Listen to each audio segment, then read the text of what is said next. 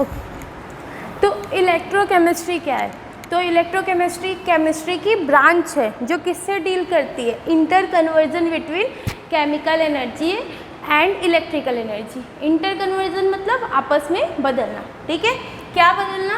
Chemical energy को electrical energy में और इलेक्ट्रिकल एनर्जी को केमिकल एनर्जी में, ठीक है। तो जिस सब्सटेंस से या जिस इक्विपमेंट से हम ये काम करते हैं, केमिकल एनर्जी को इलेक्ट्रिकल एनर्जी या इलेक्ट्रिकल एनर्जी को केमिकल एनर्जी में कन्वर्ट करते हैं, उस इक्विपमेंट को हम बोलते हैं सेल। क्या बोलते हैं? सेल। तो सेल क्या है? सेल एक इक्विपमेंट है जिसका यूज़ करते हैं केमिकल एनर्जी को इलेक्ट्रिकल एनर्जी में कन्वर्ट करने के लिए और इलेक्ट्रिकल एनर्जी को केमिकल एनर्जी में कन्वर्ट करने के लिए, ठीक है। तो अब बात करते हैं सेल। इलेक्ट्रोकेमिस्ट्री है तो इस सेल को हम बोलते हैं इलेक्ट्रोकेमिकल सेल, ठीक है। तो आपका वो हो जाएगा इलेक्ट्रोकेमिकल सेल।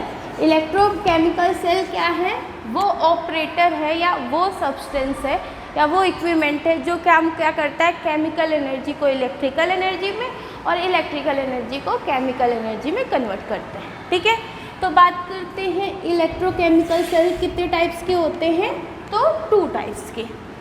पहला जो इलेक्ट्रोकेमिकल सेल होता है इसको हम बोलते हैं गैल्वेनिक सेल और वोल्टेनिक सेल, दोनों एक ही है।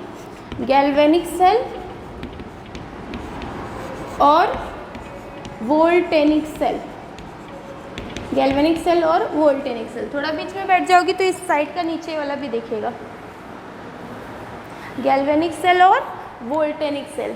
और दूसरा जो इलेक्ट्रोकेमिकल सेल है उसको हम बोलते हैं इलेक्ट्रोलिटिक सेल। क्या बोलते हैं? इलेक्ट्रोलिटिक सेल, ठीक है। तो गैल्वेनिक सेल का काम क्या है? तो गैल्वेनिक सेल का काम है केमिकल एनर्जी को कन्वर्ट करना इलेक्ट्रिकल एनर्जी में, ठीक है। और वो इलेक्ट्रोलिटिक सेल का काम क्या है? इलेक्ट्रिकल एनर्जी को कन्वर्ट करना केमिकल एनर्जी में, ठीक है। तो किस प्रोसेस से? तो जो गैल्वेनिक सेल है वो स्पॉन्टेनियस रेडॉक्स रिएक्शन के प्रोसेस से क्या करती है? केमिकल एनर्जी को इलेक्ट्रिकल एनर्जी में कन्वर्ट करती है। जबकि जो इलेक्ट्रोलिटिक सेल है वो नॉन स्पॉन्टेनियस रेडॉक्स रिएक्शन के प्रोसेस से इलेक्ट्रिकल एनर्जी को केमिकल एनर्जी में कन्वर्ट करती है। स्पॉन्टेनियस मतलब क्लियर है, जो रिएक्शंस जल्दी होते हैं या फास्ट होते हैं, ठीक है। तो ये कैसे करती है? Spontaneous redox reaction, spontaneous redox reaction. और ये नॉन स्पॉन्टेनियस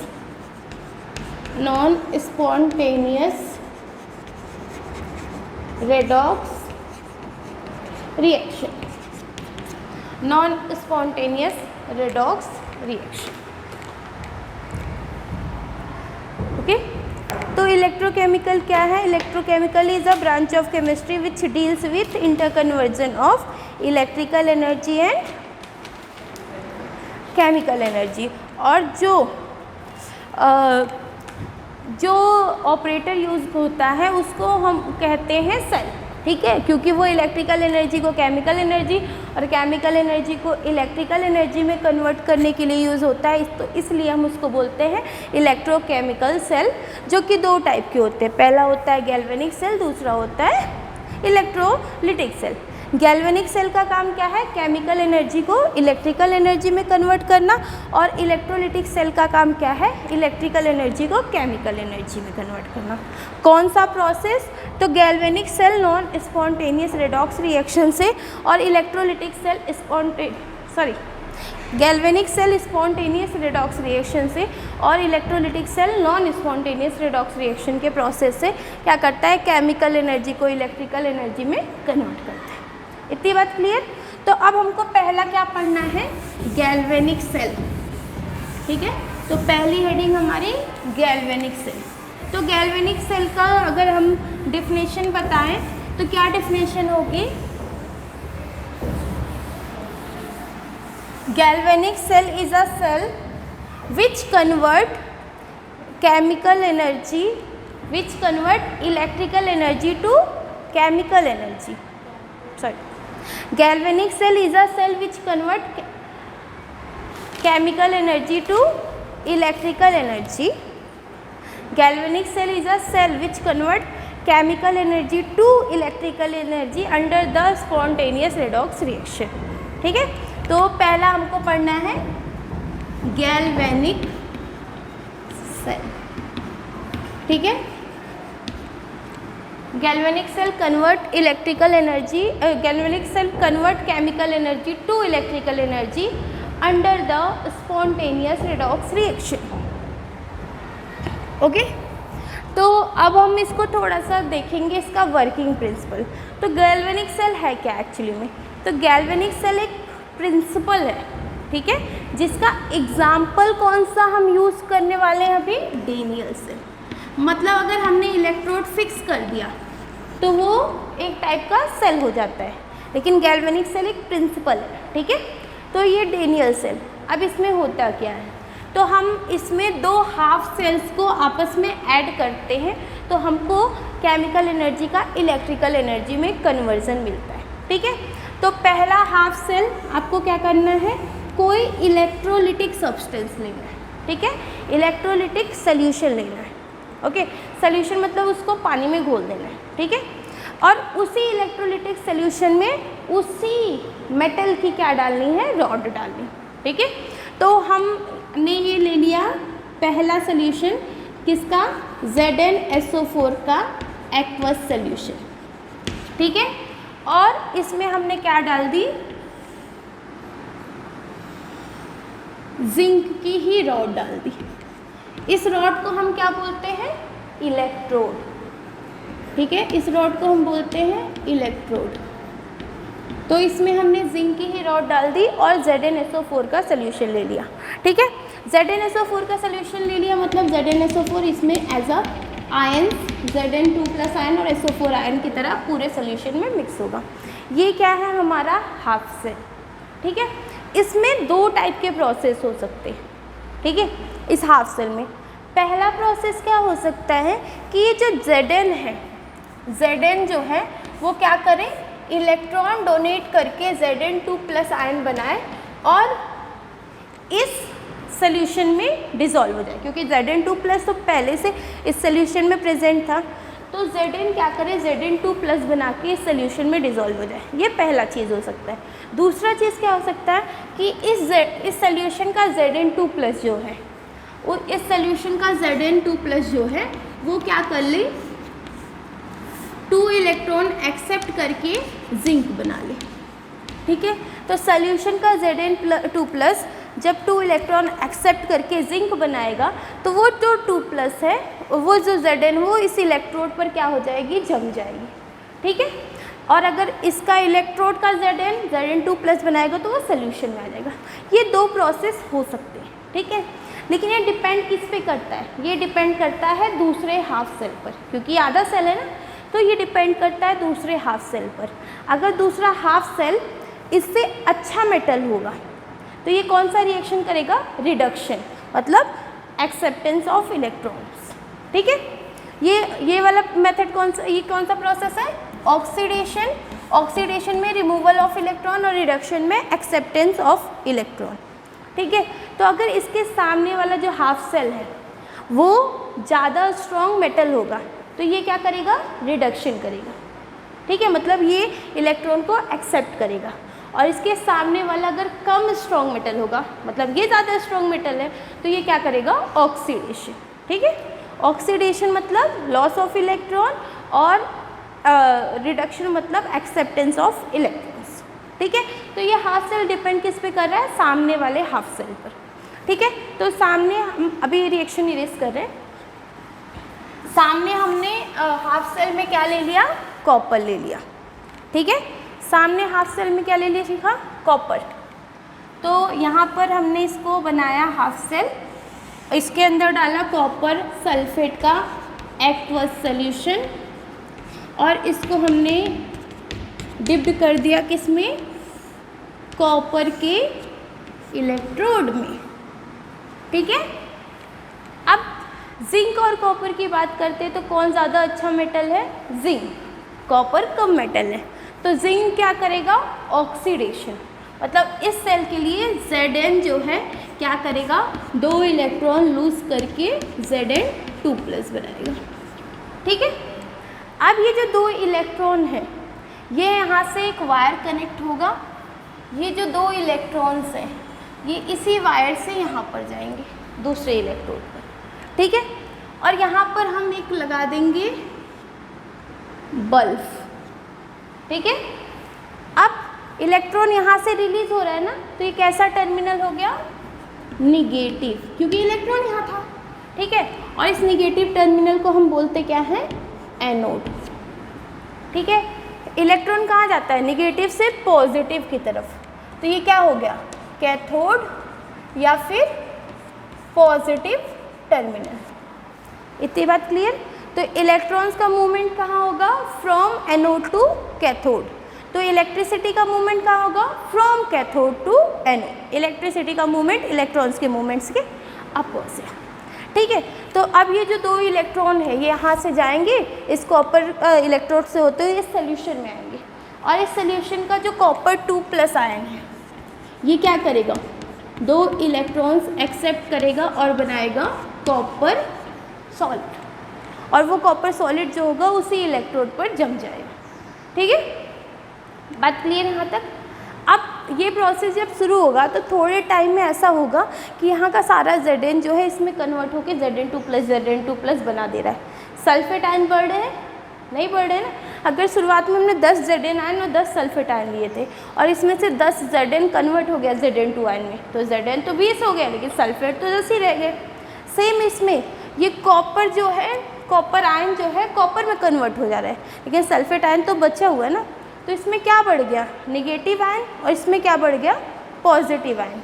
तो इलेक्ट्रिकल न्यूट्रलिटी मेंटेन रह पाई? नहीं। तो उस चीज़ को मेंटेन करने के लिए इसके अंदर हम क्या लगाते हैं? एक सेमी सॉलिड, जो किसका बना होता है? अगर अगर का बना होता है। ठीक है, AgAr।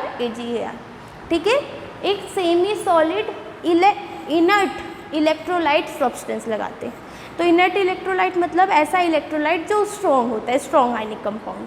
ठीक है, जो मतलब कम रिएक्टिव होगा, स्ट्रॉन्ग आयनिक कंपाउंड होगा, तो उसका हम क्या बना देते हैं? क्योंकि वो सॉलिड फॉर्म में होता है तो उसमें अगर अगर मिला के उसको सेमी सॉलिड में कन्वर्ट कर देते हैं और दोनों सोल्यूशन में उसको डिप्ड कर देते हैं।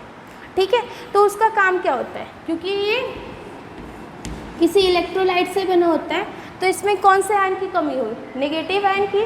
तो ये इनर्ट इलेक्ट्रोलाइट इसमें कौन सा आयन देगा? निगेटिव आयन देगा। इसमें कौन से आयन की कमी हुई? पॉजिटिव आयन की। तो ये इनर्ट इलेक्ट्रोलाइट इसमें क्या देगा? Positive ion. तो ये सॉल्ट ब्रिज का काम क्या होता है? दोनों सोल्यूशन की इलेक्ट्रिकल न्यूट्रलिटी या नंबर्स ऑफ आयंस को मेंटेन करना। ठीक है, ये सॉल्ट ब्रिज का काम होता है, जो किसका बना होता है?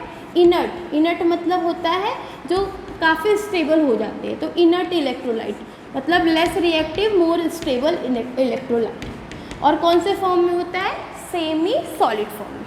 ठीक है, अब यहीं पर एक चीज़ और क्लियर कर लेते हैं। तो जनरली KCl का हम सॉल्ट ब्रिज यूज़ करते हैं, लेकिन जब भी हमारा कोई भी इलेक्ट्रोड या कोई भी सोल्यूशन सिल्वर का होगा तो हम KCl यूज़ नहीं कर सकते। क्यों? क्योंकि सिल्वर जो है वो Cl के साथ रिएक्ट करके AgCl बनाता है, सिल्वर क्लोराइड, जो PPT होता है, और वो नीचे जम जाएगा। इसलिए हम सिल्वर या कोई भी ऐसा सब्सटेंस जो आपस में रिएक्टिव हो हम नहीं यूज़ कर सकते। ठीक है, तो जनरली हम सिल्वर इलेक्ट्रोड पर KCl यूज़ नहीं करते। इतनी बात क्लियर? ये हो गया क्या इसका वर्किंग प्रिंसिपल। ठीक है, कि यहाँ से ऑक्सीडेशन होगा, इलेक्ट्रॉन उधर से मूवमेंट करेंगे, दूसरे इलेक्ट्रोड पे जाएंगे, वहाँ पर रिडक्शन होगा। सॉल्ट ब्रिज का काम होगा ऑक्सीडेशन करना, रिडक्शन करना। ये हाफ ऑक्सीडेशन रिएक्शन या हाफ सेल रिएक्शन है, ये भी हाफ सेल रिएक्शन है। इसको हम बोलते हैं हाफ सेल ऑक्सीडेशन रिएक्शन, और इसको हम बोलते हैं half cell reduction reaction.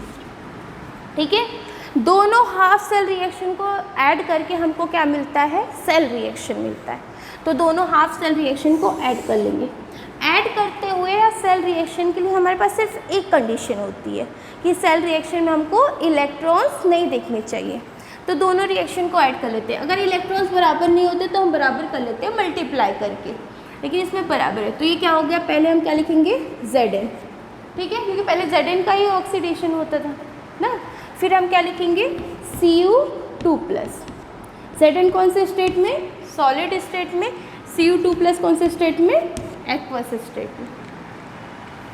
Ions तो हमको एक्वस से मिलेंगे ना, इसलिए ये फिर 2 इलेक्ट्रॉन इस साइड 2 इलेक्ट्रॉन इस साइड कट गए। अब ये क्या हो गया Zn2+ कौन से स्टेट में, एक्वस स्टेट में, प्लस Cu कौन से स्टेट में, सॉलिड स्टेट में, ठीक है। ये क्या हो गया, सेल रिएक्शन, सेल रिएक्शन, ठीक है।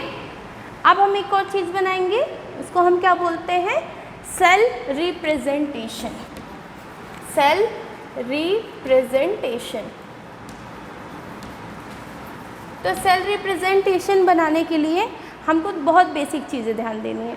तो राइट हैंड साइड हम क्या लिखते हैं, सॉरी लेफ्ट हैंड साइड हम लिखते हैं ऑक्सीडेशन, राइट हैंड साइड लिखते हैं रिडक्शन। डबल लाइन किसको डिनोट करता है, सॉल्ट ब्रिज को। तो यहाँ पर ऑक्सीडेशन किसका हो रहा है, Zn का हो रहा है, किस में हो रहा है, Zn2+ में। तो स्टेट भी लिख सकते हैं, यहाँ पर कॉन्सेंट्रेशन दिया है तो वो भी लिख देंगे, ठीक है। और यहाँ पर रिडक्शन किसका हो रहा है, Cu2+ का, किस में हो रहा है, Cu में। तो ये क्या है, सेल रिप्रेजेंटेशन, ठीक है। इसके अलावा एक चीज़ और है जिसको हम बोलते हैं सेल पोटेंशियल, ठीक है।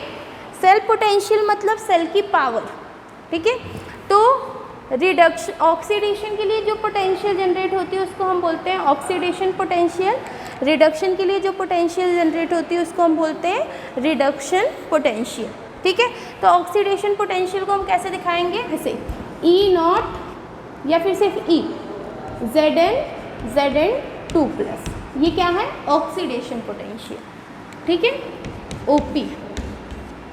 और रिडक्शन पोटेंशियल को ECU2+/Cu, ये क्या है, रिडक्शन पोटेंशियल। और सेल पोटेंशियल के लिए हम दोनों दिखा देते हैं, Zn/Zn2+/ECU2+Cu, ठीक है, ओके। तो इसमें से कुछ भी प्रॉब्लम है, सॉल्ट ब्रिज का फंक्शन में कोई प्रॉब्लम, सॉल्ट ब्रिज का फंक्शन क्या होता है, दोनों सोल्यूशन की इलेक्ट्रिकल न्यूट्रलिटी को मेंटेन करना। बाकी और कोई प्रॉब्लम, एनोड कैथोड, एनोड क्या होता है, नेगेटिव टर्मिनल जहाँ से इलेक्ट्रॉन लिबरेट होते हैं। और हम कैसे डिसाइड करेंगे, जो ज़्यादा रिएक्टिव मेटल है वही पहले इंक्लूड होगा, पहले रिएक्शन वही करेगा। और ज़्यादा रिएक्टिव मेटल है तो मेटल्स का काम ही होता है इलेक्ट्रॉन लूज़ करना, तो ज़्यादा रिएक्टिव मेटल्स तो इलेक्ट्रॉन लूज़ करेंगे, ओके। और कुछ प्रॉब्लम, गैल्वेनिक सेल क्लियर हुआ, सेम ऐसा ही कॉन्सेंट्रेशन सेल था, यही सेम प्रिंसिपल, ठीक है, ओके। कोई कन्फ्यूजन?